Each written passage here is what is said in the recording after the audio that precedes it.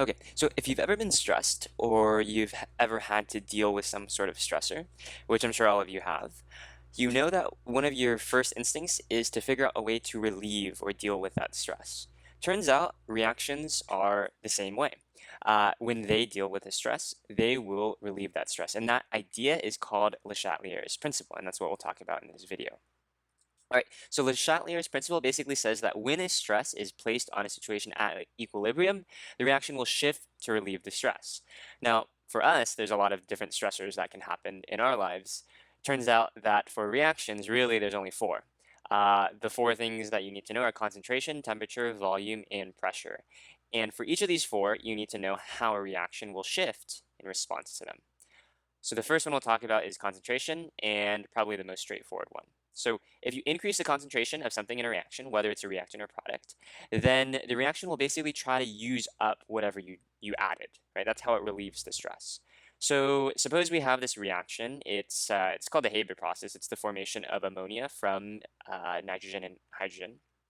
It's an exothermic reaction, meaning it releases some heat. What would happen if you increase the concentration of either nitrogen or hydrogen gas? Well, if you increase the concentration of either of these two reactants, your reaction is going to want to proceed in the forward direction or to the right in order to use them up.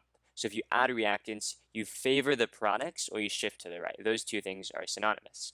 Conversely, if you increase the concentration of NH3, you're increasing the concentration of a product. And so it's going to go in the reverse. So here it's going to shift to the left.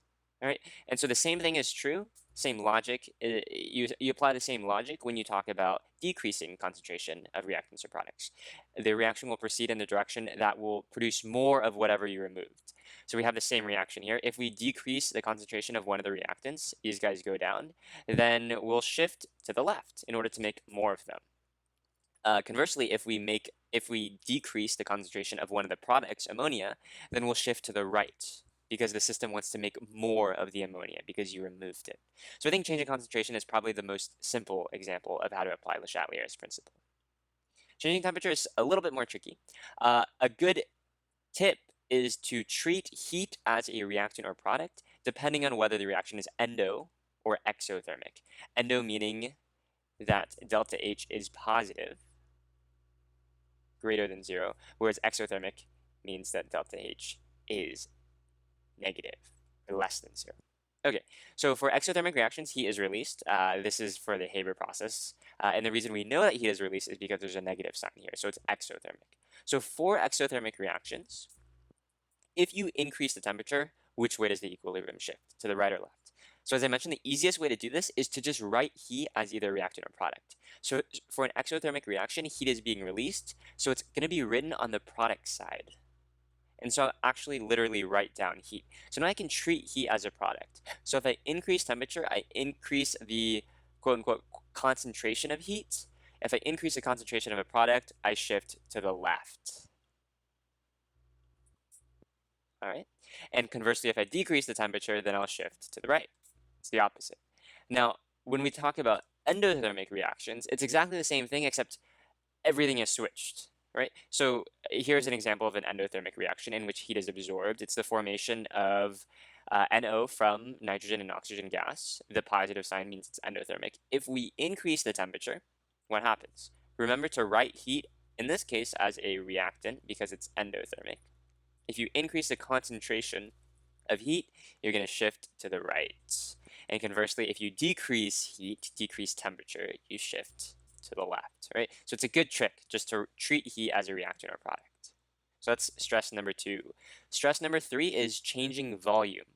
So it's kind of intuitive, but changing volume so if you increase the volume of a reaction, then you'll proceed toward the side with a greater number of moles of gas, right? Because as you increase volume, your system will want to expand, and so it'll shift towards the side with more moles of gas. So in this reaction, on the left, I have a total of 1 plus 3, 4 moles of gas, whereas on the right, I only have 2 moles. So I have a greater number of moles of gas on the left, on the right.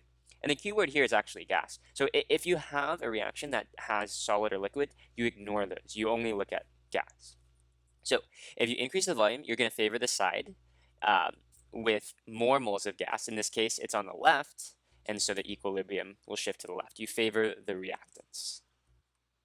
Now, the converse is true if the volume decreases. Here, the reaction will shift towards the side with fewer moles of gas. So if you decrease the volume, you want to make fewer moles of gas, which in this case is on the right. So you shift to the right. So that's changing volume. Now, there are certain situations in which the number of moles of gas on each side are the same.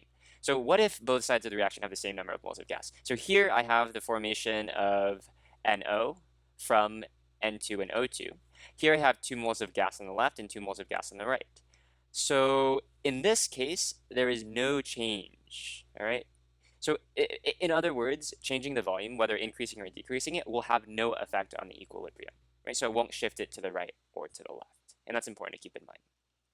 All right, so changing pressure. So when the pressure of a reaction decreases, the reaction will proceed toward the side with more moles of gas. This should actually make intuitive sense because you can think of decreasing pressure as the same thing as increasing volume, right? Because as you increase volume, your pressure decreases.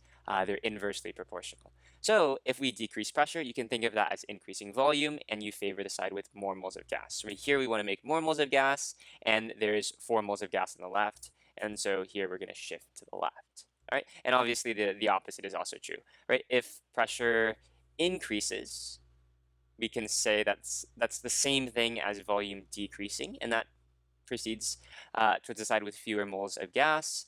And so increasing pressure means we want to make fewer moles of gas, which means we shift, in this case, to the right. So that's pressure. Okay, now what if both sides of the reaction have the same number of moles of gas? Well, we've seen this before.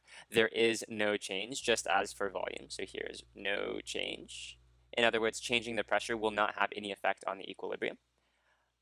There's another sort of exception, a trick that might be thrown at you.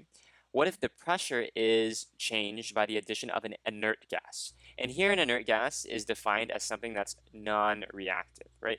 It doesn't participate in the reaction. So if you increase the pressure by altering volume, then you will have some sort of change in the equilibrium, as long as the moles of the gas on each side are different.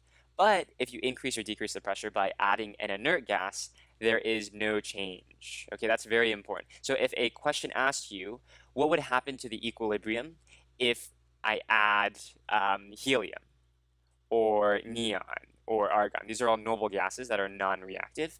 The equilibrium of the reaction will not change. It will not shift to the left or to the right. That's very important to remember.